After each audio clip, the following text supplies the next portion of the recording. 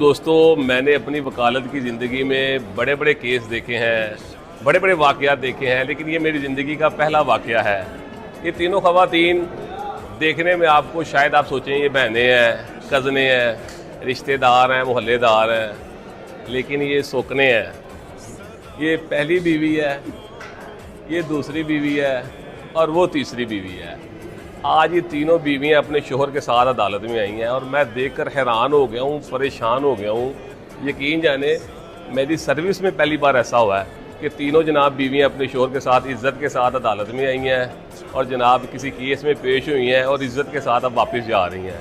तो मैंने उस शोहर को जनाब शाबाश दी है। मैं कहा जनाब तुझे तो कमाल कर दीजिए जनाब, तीनों एक ही घर में रह रही हैं, इज़्ज़त के साथ रह रही हैं, प्यार के साथ रह रही हैं और इसके साथ लड़ती भी नहीं है और तीनों की तकरीबन उम्र भी एक जैसी है। तो ये एक बड़ा पैगाम है ख़वातीन के लिए कि जो शोहर दूसरी शादी की बात ही करता है तो वो डंडा पकड़ लेती हैं। ऐ देखो जनाब तीनों से खाना भी बना के देती हैं, उसके कपड़े भी तैयार करती हैं। मैं बड़ा इससे राज़ी हूँ जनाब। ये मेरे साहिल हैं और जब इसने मुझे बताया कि ये तीनों मेरी बीवियाँ हैं तो मैं हैरान ही हो गया, परेशान ही हो गया। अगली बात बाद में करते हैं। शुक्रिया।